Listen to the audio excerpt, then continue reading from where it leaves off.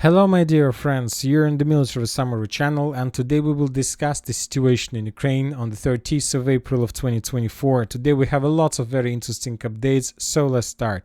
During the previous 24 hours, the Ukrainians conducted massive missile strike all over the entire territory of Crimea. Ukrainian forces are increasingly in the intensity of missile strikes on Crimea. Over the past 2 weeks, attacks have been carried out on Jankoy, Cape Tagarnuk, and last night on Simferopol, and again on Jankoy.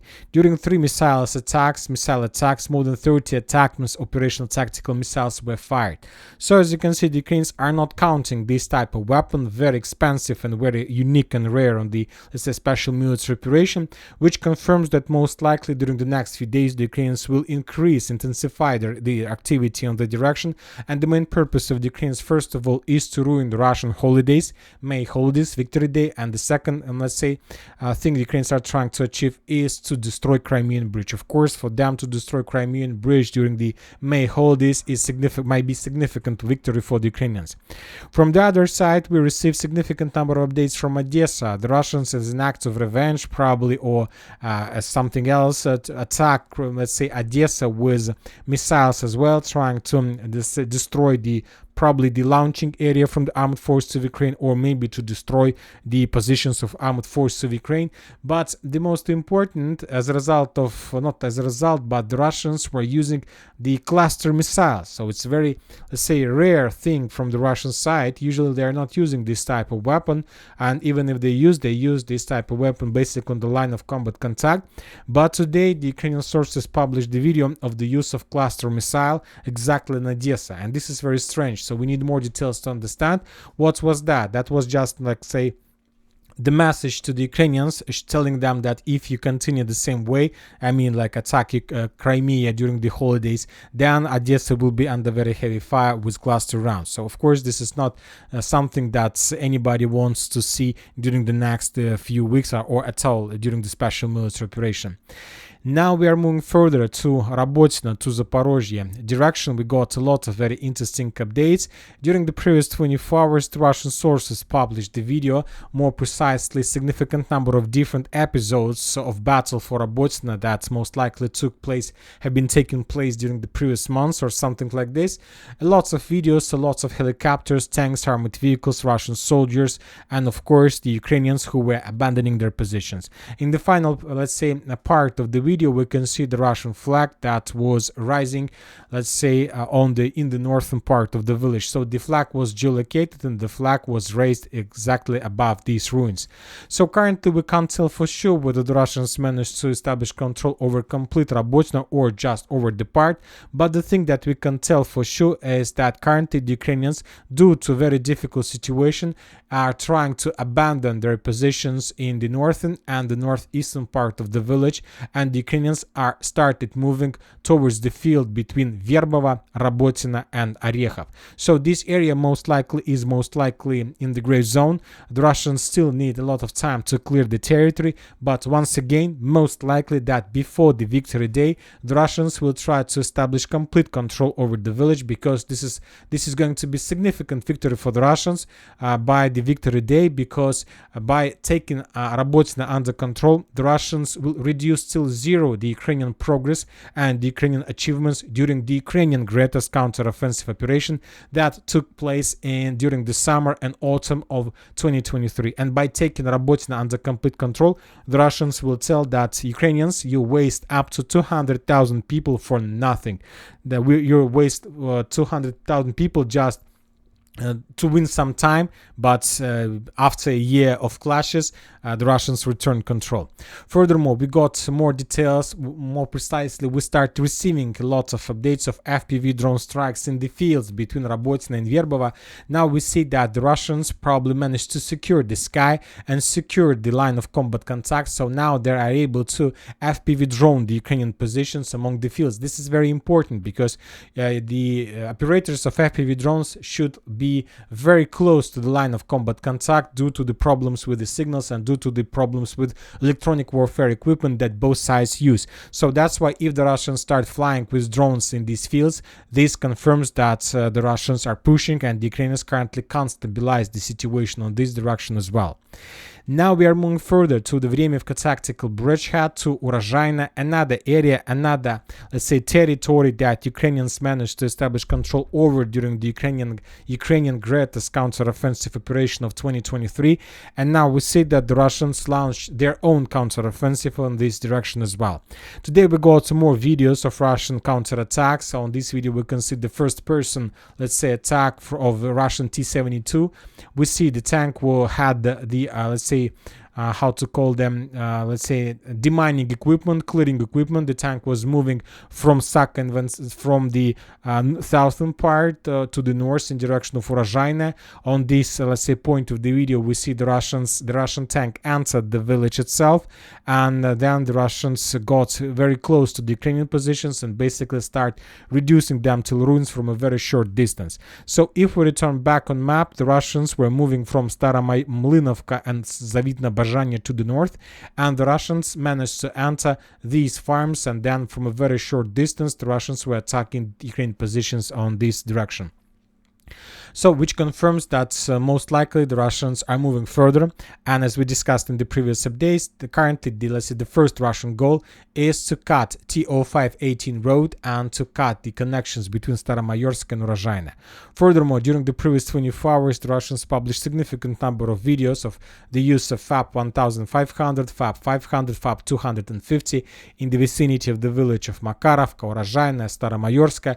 Most of the strikes took place along the main supply road that goes from Velika Novoselovka to the south in this direction.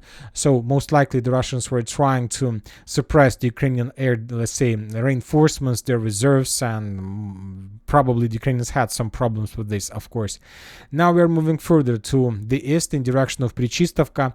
Another day, another FPV drone activity on the direction, and this is very interesting because the Russians are very active in the vicinity of Prichistovka. Now we start receiving every single day more and more videos from the area. To understand the situation, is better to increase the numbers since the beginning of the month. We see the area of Russian focuses, we see areas of Russian focus, and we see that either the Russians are preparing themselves before another wave of attack, another greatest offensive to Prichistovka, or the Russians try to force the Ukrainians to think like that because they want the Ukrainians to force to keep some reserves, operational reserves in the area, which can be very useful somewhere, let's say, in Ugledar or somewhere in the vicinity of Novomikhailivka. Now we are moving further to the west, to the east in direction of Ugledar and Novomikhailivka. Ugledar we haven't received anything, but when talking about Novomikhailivka, we got one video of how the Russians managed to discover and to destroy the Ukrainian armored vehicle that entered the fire position and was attacking the Russian forces. So this is very important video because the importance of this video is that now we can understand and to confirm the line of combat contact among the fields between Konstantinovka, Novomikhailivka and Vadiana. So these fields, these, let's say, 3 lines and fields, are under Ukraine control. Krasnogorovka. During the previous 24 hours, we haven't received anything from the direction. Most likely, the Russians continue their offensive operation. Most likely, somewhere at midnight, we're going to start receiving the first updates of additional progress of the Russian forces, of another day of clashes and assault operation. But for now, we don't have anything. As we discussed in the previous updates, most likely the Russians are storming the industrial zone, and the Russians are trying to storm the area of high-rise building. Now we are moving further to Ocheretina direction. As you can see, we have a lot of geolocations, a lot of videos. The most important geolocation is that the Russians have established complete control over the western industrial zone of Ocheretina. And we have, as you can see, adjusted the map. On the videos, we can see the Russian soldiers who were clearing this area. We don't see Ukrainians, so most likely they have already abandoned the territory by the time the Russians were making the video. And on the final seconds of the video, we can see the Russian flag raising, let's say, waving on above the industrial zone. So we have adjusted the map based on that. And once again, I'll remind you that most likely the Russians have already established complete control over entire Ocheretina, over the gardens, over the Pershatravneva street, and over the southern part of Novokalinova.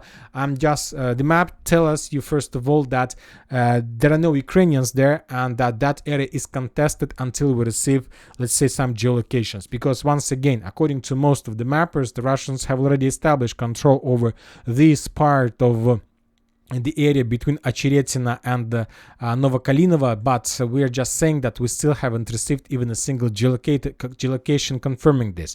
Furthermore, other mappers and other reliable sources are saying that the Russians have already established complete control over the, let's say, tree lines and the railways in direction of Novoalexandrovka, and this is a topic we are going to discuss, let's say, in a few seconds. So most likely, according to the Russians, this territory is already under Russian control, but we still haven't received even a single geolocated confirmation of this progress, which is very important. We're not like denying, but we're just trying to tell you, to show you for better analysis what exactly is happening on this direction.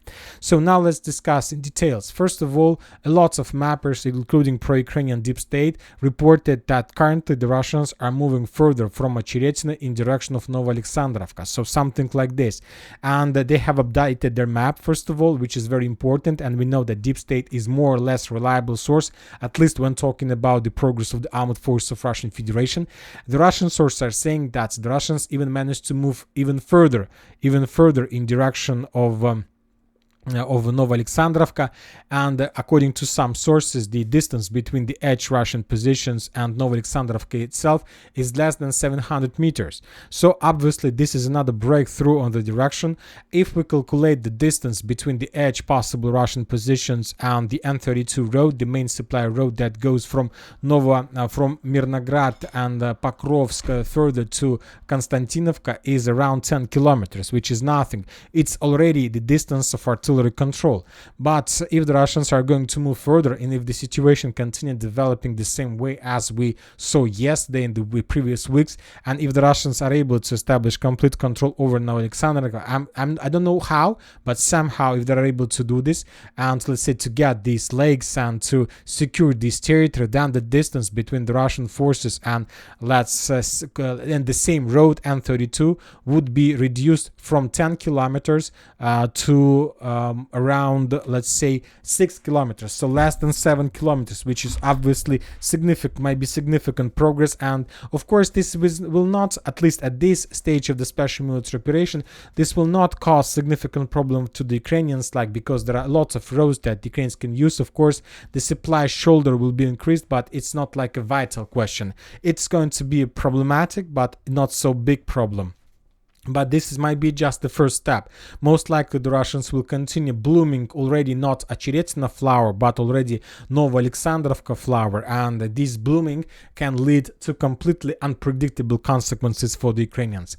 Furthermore, the Russians continue pressure from Solovyovo towards the town by the name of the village by the name of Sokol, and the Russians are moving along the same river in direction of the river by the name of Novopokrovskaya. And today we got the fire anomaly behind Evgeniivka. We see a very powerful strike or very heavy explosion, or the weather is dry, so as a result of another strike the area was set on fire. Currently we can't tell for sure, but we see very heavy Russian activity. The sources reported that Ukrainians completely abandoned their positions in Ceramic. Now the Ukrainians trying to move back towards more reliable positions, because as I understand, currently the Ukrainians don't know for sure where exactly they can stabilize or where exactly they can make the first attempts for stabilization of the situation. For now, everything looks very bad for the Ukrainians. Now we are moving further to Chasiv Yar direction, where we continue receiving significant number of details and updates. As we discussed in the previous updates, and most of the mappers have already confirmed this information, that Ukrainians restored control over the eastern Chasiv Yar completely. During the day, we continue receiving the videos of how the Russians were bombing the Ukrainian positions in the eastern bloc.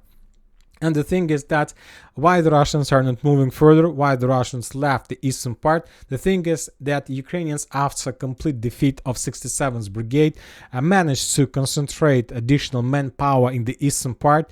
The Ukrainians sent special forces, the Ukrainians sent mechanized battalions, infantry, just territory defense, stormtroopers. They sent in the eastern Chasiv Yar everything they could find during a very short period of time. And now the eastern Chasiv Yar is over over-concentrated and overpopulated by the Ukrainian forces. So that's why the Russians understand that they have no chances to storm the eastern Chasiv Yar in front. So that's why the Russians fell back, and now the Russians are using completely different tactics. As you can see, now the Russians are just covering the area with significant number of aviation strikes, with let's say FAB strikes, with artillery strikes. The Ukrainians currently suffer significant level of losses because this eastern part of Chasiv Yar is overpopulated. And when the Ukrainians abandon their positions, or as soon as they stretch their forces between the central and the eastern, maybe then the Russians will launch an offensive. But the most important update is not this, about this, let's say, heavy pummeling of the area. The most important update is that the Russians, as a result of another, let's say, few days of offensive, managed to bypass the German forest and to reach Seversky Donetsk-Donbass Canal. This information was confirmed by the Ukrainian sources. The Ukrainians published the video of how their FPV drone operators were FPV droning the Russian forces along canal. We have this is the pipeline. If we move back to the map, this is the pipeline, and as you can see, the Russians reached the area. This is significant progress of the armed forces of Russian Federation. Of course, the Ukrainians during the previous days, or maybe the Ukrainians right now, are doing some kind of let's say counterattacks, trying to force the Russians to fall back, but most likely all of upcoming or current offensive from the Ukrainian side either have been already repelled by the Russians, or would be repelled during the upcoming night. Now we understand what the Russians are planning to do, and of course, first of all, they need to develop the foothold and to establish complete control over Stupki Golubkovsky. This is another forest that located to the north of the current Russian positions. Of course, as well, the Russians need to establish complete control over the forest part to the south along Seversky Donetsk-Donbass Canal river, and to establish, let's say, secured and stable road along N32 road between Ivanovska, Bakhmut, and to this direction. And of course, from this area, the Russians have lots of ideas, lots of things, a lot of ways how to continue their offensive operation. But if you ask my opinion, most likely, due to the fact that Ukrainians during the previous days of clashes concentrated significant number of forces exactly in the eastern part of Chasiv Yar, the smartest thing the Russians can do is to block the Ukrainian forces in this area, not to allow them to move back to the central Chasiv Yar. Meanwhile, the Russians somehow need to find the solution how to cross Seversky Donetsk-Donbass Canal and to attack the Ukrainians from behind, let's say in direction of the block of Chasiv Yar by the name of Novy, this one, and to establish complete encirclement of significant number of Ukrainians who are currently located in the eastern part. And most likely this is exactly what the Russians are planning to do, and most likely the Ukrainians also understand the situation, so that's why they will try to, let's say, resist to this development of progress, and of course to complete the encirclement of the Ukrainians in the eastern Chasiv Yar. First of all, the Russians also need to continue movements further to the west in direction of Kalinovka and to establish control over something like this as well. Without the northern progress along the northern northern foothold, there are not so many chances from the Russian side to encircle the Ukrainians in the eastern bloc. Anyway, the situation in Chasiv Yar is getting to the final point, to the final page, to the final chapter, and the Russians have already completed, let's say, 25% of things required to complete the battle for Chasiv Yar, and we'll see what is going to be next, of course. Sever's direction, we have additional updates from the Russian side. The Russians were bombing the Ukrainian forces along the railways and the fields. No attempts to attack the territory on the ground. The Russians were bombing the Ukrainians in the vicinity of the landfill Bilogorovka, but without any, let's say, attempts to capture or break through Ukrainian defense belt again. South in Kupiansk direction, we haven't received anything. Central Kupiansk direction, we continue receiving updates of additional Russian progress in Kislovka-Kotlarovka. According to updates by the end of the, let's say, 30th of April, the Russians established control over something like this. Now the Russians are moving further to the west, to the, let's say, rest part of Kislovka. For now, during the previous days, we got some updates about the Russians entered Kotlarovka, but most likely those were just speculations, but anyway, sooner or later this is going to happen. Furthermore, interesting updates are coming from Pishchana. The Russians start publishing the videos of how they start moving their focus further to the west, and Now we see that the Russians are trying to suppress and to destroy the Ukrainian, let's say, artillery positions with Lancet. So this is something like preparation. First, the Russians need to suppress the Ukrainian artillery, and only after that they will start real offensive to Peshana. Currently, we can't tell for sure how long the Russians it's required for the Russians to clear the artillery positions of the armed forces of Ukraine, but after the suppression, only after that the Russians will start an offensive. North in Kupiansk, we haven't received anything. Kharkiv direction, we continue receiving significant number of updates. The Russians continue bombing the Ukrainian forces along the border, and the thing is that, as I understand, the Russians have concentrated and accumulated significant, a very big group of forces along the border, because if we take a look at the map, if you take a look at the area of operating of this group, we see that the front line of Kharkiv front line is probably the biggest front line, let's say in comparison with Donetsk direction, Avdiivka, Kherson, or something like. Maybe Kherson direction is bigger, but because most of the front line goes along Dnipro River, so most likely the northern direction, Kharkiv front line, is going to be the biggest one. I'm talking about the length of this front line, and we see the Russians are operating everywhere in the western part, in the eastern, the south, and the northern. They continue destroying engineering equipment, the concentration of forces, air defense positions, radars, and many other things. So everything is going according to plan. So today is the 30th of April. Tomorrow is a holiday in Russia, so most likely there's going to be no activity from the 1st of April till the 9th of May, from the 1st of May till the 9th of May, but after that the greatest offensive is going to start. Furthermore, we got additional videos of the results of another strike in Kharkiv. Another temporary position of armed forces of Ukraine or vehicles were discovered and destroyed. European countries, NATO countries, understanding the poor situation of armed forces of Ukraine, start emergently send additional military aid, help. Canada is going to send 5 armored personnel carriers. Germany have also announced about another military package. Significant number of different types of weapons would be sent to Ukraine in the very near future. But the most interesting military help is going to provide Ukrainians Poland. According to them, we will say the words of Polish defense minister. The European Union must decide to transfer military-aged men to Ukraine. We talked about this today in the Council of Ministers. We said that this should be a decision of the European level, and I know that negotiations between Kiev and Brussels on this topic continue. So what he told us, first of all, he told us that Europeans are not going to fight for Ukraine, are not going to die on the territory of Ukraine. That was what was he saying. But from the other side, he told us that European Union is going to continue war with Russia, and when the man population of Ukraine will be ended, then of course they need to send somebody, and the easiest way to send to Ukraine the unprotected layer of people in European Union, and we are talking about the refugees of Ukrainian refugees. This is the most unprotected layer of European society, and this is the easiest way for them to fulfill and to replace and to help Ukraine with mobilization. Of course, it's a tragedy. It's, first of all, according to my understanding, military crime. You can't do this with people, but I think that European Union and Poland itself has completely different understanding of the situation.